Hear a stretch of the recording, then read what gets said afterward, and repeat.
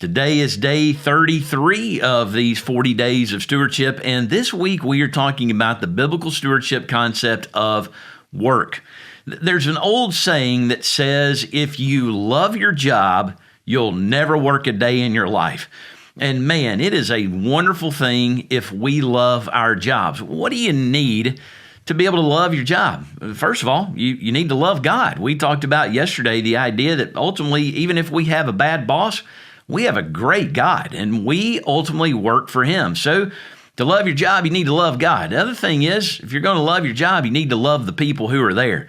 If you love the people there, it'll kind of help you to overlook a lot of things that may be going wrong. But if you love God and you love people, that's the only reasons we really need to be able to love our job.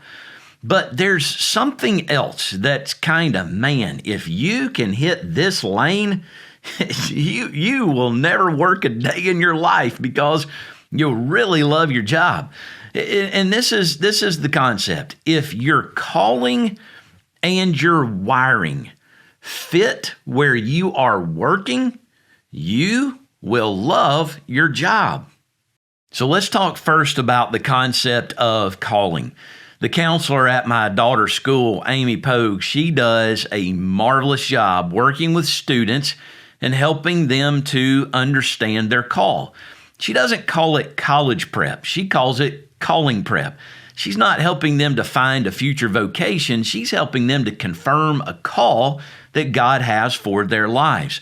And when we talk about our calling, we're talking about something bigger than what we're actually doing in our job. You may be thinking, well, Brian, I'm a welder. I've read all the way through the Bible. I don't see a divine call to weld or to run a cash register or to be a doctor or a nurse. Well, there really is a divine call for all those things because God may not be specifically calling you to what you are doing every day, but what is the difference that He's calling you to make in the world? Maybe it is, if you're a welder or a craftsman, the calling is to create. Maybe you are a leader. Maybe you are a server. Maybe you are a helper, a healer. Maybe you're a problem solver. There's a lot of different callings that we have that we can look at that may kind of help us to find the things that we could be doing that would fit better in our calling. So it's not about what you're doing, but what is your calling? The second thing that Miss Pogue worked on with the students is their wiring. How has God uniquely wired you in your personality to do the things that you do? You know, you may go to work every day and go, man, I don't get along with any of these people. Why? Maybe some understanding of wiring would help you not only to be better aware of them, but maybe it would help you to become more self-aware of who you are and the way that God has wired you. God's given you a personality, a way that you act and think and respond to things that He wants to use in your calling. So how do you find out your wiring? There are any number of personality assessments, kind of things that you can go through to figure out why you are the way that you are. One of my favorites is a thing called 16personalities.com. I'll link it down in the comments below, and you can use that tool and man, it'll tell you some very insightful things about yourself. And if you can get other people at your work to do it, it really makes for an interesting discussion if everybody can kind of talk about, hey, here's who I am, and you can help them understand, hey, and here's who you are as well. But, you know, not just using some tool online, but what really helps us to understand our wiring is to have some godly people and some wonderful counselors in our lives who can sit down with us and say, hey, here's what I see in you.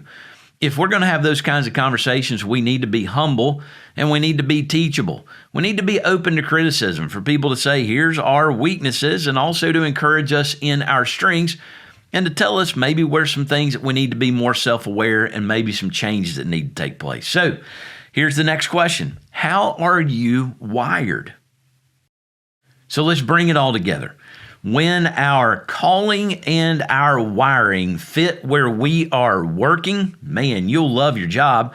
And that happened for a couple of guys in the Bible. And you may be thinking, okay, what were they? Were they priests? Nope. Were they missionaries? Nope. They were craftsmen. These were guys who were commissioned by God to build the tabernacle. And listen to how the Bible describes them. It says this, the Lord said to Moses, "See, I have called by name Bezalel and the son of Uriah, and Hur of the tribe of Judah, and I have filled them with the Spirit of God," and listen to this, "with ability and intelligence, with knowledge and all craftsmanship, to devise artistic designs, to work in gold, silver, and bronze, and cutting stones for setting and in carving wood, to work every craft." They weren't priests. They were welders. They're workers. They're craftsmen. They're builders. But even what they were doing, man, they were wired by God. They had a calling upon their life, and it fit what they were doing every day. And man, what an amazing passage of Scripture where God says, "I have uniquely called and gifted these men to do this." So, what are we going to do today? Let's find some people in our lives. Let's find some tools that we can use. Again, down in the comments below is one there for you. And let's figure out, what is my calling and what is my wiring, and how does that fit into what I'm doing and working with every single day?